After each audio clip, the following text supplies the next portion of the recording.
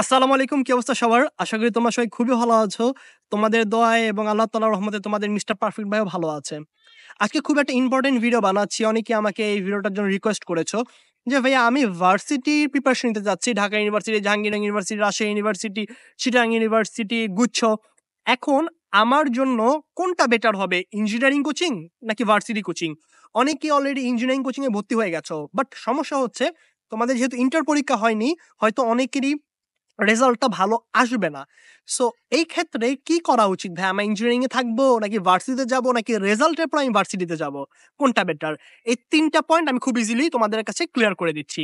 Number 1, তুমি যদি ভার্সিটির প্রিপারেশন নিতে চাও তাহলে তোমাকে ভার্সিটি কোচিং এ পড়া উচিত। কেন? ভাইয়া মেক্সিমাম যে ঢাকা ইউনিভার্সিটিতে চান্স পায় ওরা তো মেক্সিমাম ইঞ্জিনিয়ারিং কোচিং করে চান্স পায়। তাইলে আমিও করি।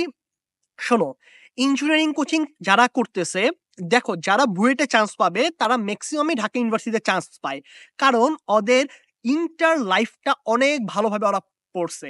ওরা ভালো, ভালো টিচারের কাছে পড়ছে, ভালো, ভালো ম্যাটেরিয়ালস পড়ছে এবং সিনসিয়ারলি টাইম টেবল মেইনটেইন করে ওরা ভালোভাবে ইন্টার লাইফটা পড়ছে।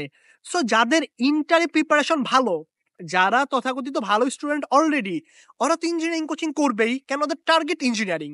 কোনো ক্ষেত্রে দেখা যায় ওরা ইঞ্জিনিয়ারিং একটুর জন্য চান্স পাচ্ছে না, ভার্সিটিতে পড়তেছে। অথবা ভার্সিটিতে ইঞ্জিনিয়ারিং এ চান্স পাইছে, ইঞ্জিনিয়ারিং এ চলে যাচ্ছে। সো ইঞ্জিনিয়ারিং কোচিং করে যারা খুবই মাল্টি ট্যালেন্টেড, খুব ভালো স্টুডেন্ট তারা, এবং তারা সব ভার্সিটিতেই আগে বা ১ম দিকে থাকবে এটা আমাদের জানা কথা। কিন্তু তুমি যদি ভাবো যে না ভাইয়া আমি ভার্সিটি টার্গেট করেই পড়বো। মেক্সিমাম মানুষ ইঞ্জিনিয়ারিং টার্গেট করে পড়ে কিন্তু তাদের ইন্টার লাইফে প্রিপারেশন এর জন্য তারা ভার্সিটিতেও চান্স পেয়ে যায়। বাট তুমি যদি এই ভার্সিটি প্রিপারেশনটা এই এডমিশন টাইমে নিতে চাও তাহলে তোমাকে অবশ্যই ভার্সিটি কোচিং এ পড়তে হবে। কারণ ইঞ্জিনিয়ারিং কোচিং এ তোমাকে ইঞ্জিনিয়ারিং এর রিটেন এর জন্য অনেক কিছু শিখাবে। তো এই রিটেন এর জিনিসগুলো শিখা তো তোমার দরকার নাই। আসলেই দরকার আছে? নাই। তুমি ভালোভাবে শর্টকাট শিখো, এমসিকিউর জন্য প্রিপারেশন নাও এবং রিটেন এর জন্য ইন্টারের পড়াগুলো ভালোভাবে পড়ো। বুয়েটের রিটেন যেটা আসবে সেটা ঢাকা ইউনিভার্সিটি রিটেনে আসবে না।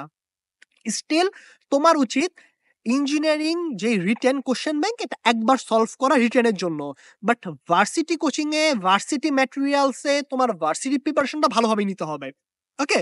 কারণ তোমার রিটেন ঢাকা ইউনিভার্সিটিতে আছে, গুচ্ছতে রিটেন নাই। সো তুমি ঢাকা ইউনিভার্সিটি মাইন্ডসেট রাখলা, ইঞ্জিনিয়ারিং কোচিং করলা, বাট গুচ্ছতে আসলে এমসিকিউ শর্টকাট। সো এই এডমিশন টাইমে যারা ভার্সিটি প্রিপারেশন নিচ্ছ তোমাদের জন্য শর্টকাট খুবই গুরুত্বপূর্ণ। আর এই কথাটা মাথায় রেখে আমি প্রায় 74 শর্টকাটের একটা কোর্স লঞ্চ করেছি অলরেডি। তোমরা ডেসক্রিপশনে লিংক পেয়ে যাবা। সেখানে খুবই একটা মিনিমাল প্রাইসে ৳৫০০ য় তোমরা 78 শর্টকাট পাবা। এই ৳৫০০ খুব অল্প সময়ের জন্য থাকবে। তারপর হয়তো প্রাইস বেড়ে যাবে।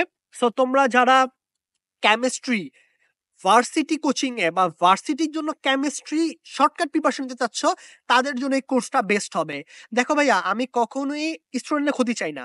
তুমি আমার লিংকে যাও, ওয়েবসাইটে যাও, গিয়ে দেখো। আমি অলরেডি ৩ টা ডেমো ভিডিও দিছি। ৩ টা ডেমো ভিডিও তুমি দেখো।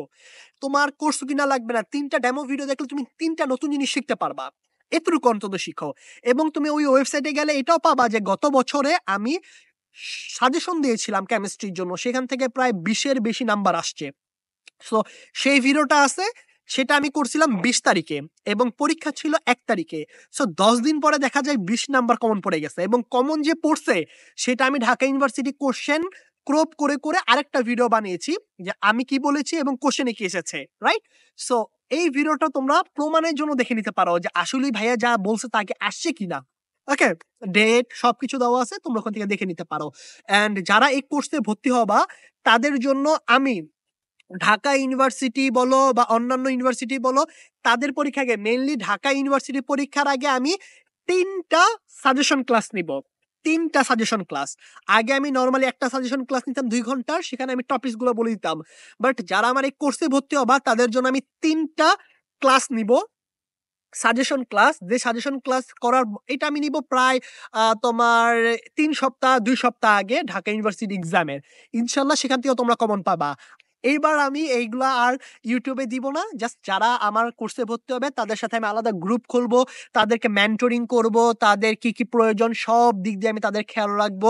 তাদেরকে আমি রুটিন করে দিতে হেল্প করব। এবং আসলে এই অনেক ভিডিও আমি ইউটিউবেও দিব। সো তোমরা যারা ইউটিউব চ্যানেল সাবস্ক্রাইব করো নাই, এটা অবশ্যই সাবস্ক্রাইব করে ফেলবা। কারণ এই যে যেমন আমি গতকালকে একটা ভিডিও দিয়েছি, আজকে এই ভিডিওটা দিচ্ছি। আমি এখন রেগুলার ভিডিও দিয়ে থাকবো। আমি একটা কাজে এখানে এসেছিলাম। ভাবলাম একটা খুবই সুন্দর পার্ক আর রকওয়ে ব্লুবার্ড এখানে।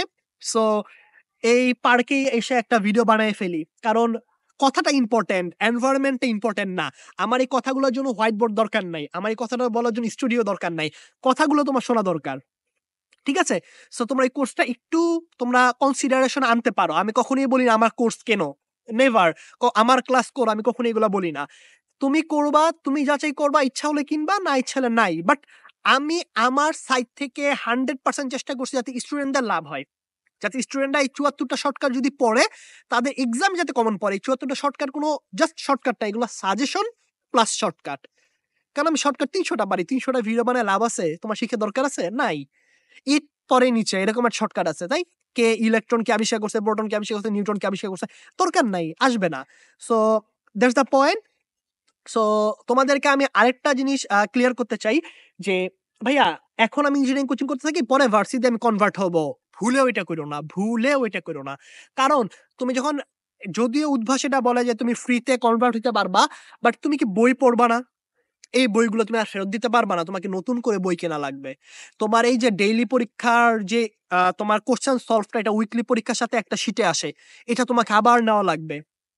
সো কেন তুমি এই হ্যাসলটা করবা? এবং তখন দেখা যায় যে অনেক স্টুডেন্ট ভার্সিটি ইঞ্জিনিয়ারিং থেকে ভার্সিটিতে আসে।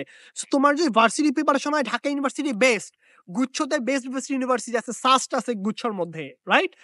সো আরো অনেক ইউনিভার্সিটি আছে গুচ্ছর মধ্যে। সো এত ভালো ভালো ইউনিভার্সিটি থাকতে তুমি যদি আসলে ভার্সিটি প্রিপারেশন নিতে চাও, যেমন আমি স্ট্রংলি ভার্সিটি প্রিপারেশন নিয়েছিলাম, কিন্তু আল্লাহ তাআলার রহমতে সব জায়গাতেই এক্সাম ভালো হইছে।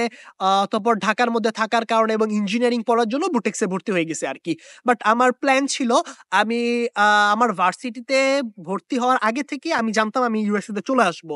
দ্যাটস ওয়াই আমি জাস্ট টু প্রুভ মাইসেলফ আমি এই এডমিশন টেস্টটা এত ভালোভাবে দেই এবং যাতে আমি স্টুডেন্টদের গাইড করতে বা স্টুডেন্টদের পড়াতে পারি, দ্যাটস ওয়াই।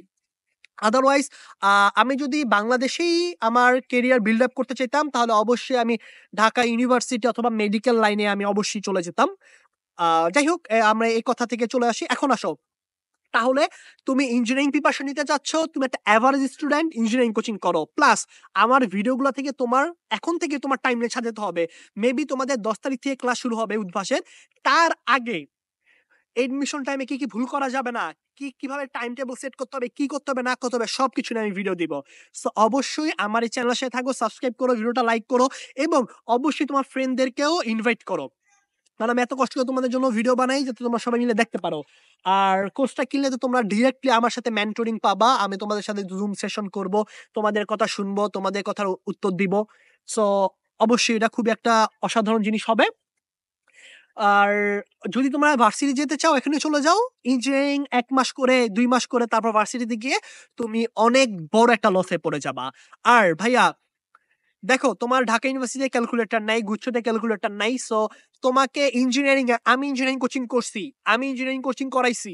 আই নো একটা ম্যাথ করার পর আমি কখনোই শিখাইতাম না ইঞ্জিনিয়ারিং কোচিং এ যে উইদাউট ক্যালকুলেটর কেমনে করতে হবে। বাট ভার্সিটিতে তুমি আমার স্টুডেন্টদেরকে জিজ্ঞেস করে দেখতে পারো। আমার ফেসবুকে যাও, লিংক আছে ডেসক্রিপশনে। ফেসবুকে আমার কমেন্টগুলো চেক করো, পোস্টে দেখবা আমার স্টুডেন্টরা কি বলে আমাকে নিয়া। তুমি জাস্ট ওদেরকে যদি কাউকে জিজ্ঞাসা করো যে ভাইয়া ক্লাসে কেমনে পড়ায়, বলবে ভাইয়া উইদাউট ক্যালকুলেটর শিখায়, অল ক্যালকুলেশন। তোমরা কোর্সও দেখবা যে আমি উইদাউট ক্যালকুলেশনের অনেকগুলা তোমার শর্টকাট নিয়ে আসি, যেমন রিডবার্গ, ধ্রুবক, এত বড় মনে রাখা যায় না। সো এখানে আমি শর্টকাট ঢুকাই দিছি। সো এই ব্যাপারগুলা তোমরা আস্তে আস্তে উপলব্ধি করতে পারবা। সো ভাইয়া ভার্সিটি টার্গেট হলে ইঞ্জিনিয়ারিং কোচিং করো না, কথা ক্লিয়ার। আর ইঞ্জিনিয়ারিং এ পরে কনভার্ট হইও না, সরি ভার্সিটিতে পরে কনভার্ট হইও না। যদি ভার্সিটিতে যেতেই চাও, এখনই চলে যাও। তো আশা করি তোমরা আমার এই কথাগুলা কাজে লাগাবা। জাস্ট শুনে আচ্ছা, আহ আসলে আমাদের অবস্থা থেকে তোমার ১৪ জন ১৪ কথা বলে, বাট অ্যাকচুয়ালি আহ যেটা বাস্তবসম্মত কথা, এটা কয়জন বলে?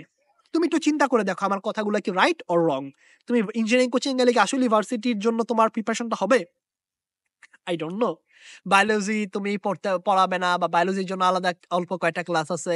যাই হোক অনেক হ্যাসেল হয় আসলে। আমি ভার্সিটি কোচিং এ করছি, ইঞ্জিনিয়ারিং কোচিং এ করছি, আমি মেডিকেলের জন্য বায়োলজিও পড়ছি, medical biology. So I know everything.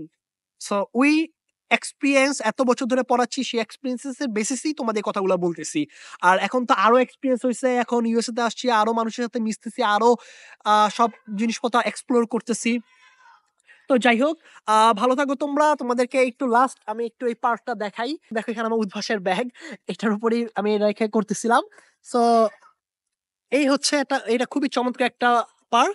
And ওদিকে একটা তোমার পুকুর আছে, খুবই সুন্দর পুকুর। কিছু একটু আগে ওখানে কিছু মানুষ তোমার আহ বসি দিয়ে মাছ ধরতেছিল এবং ওখানে ক্রিকেট খেলা হচ্ছে। ইউএসএ তে এখন ক্রিকেট খেলা ভালোই হয় আর কি।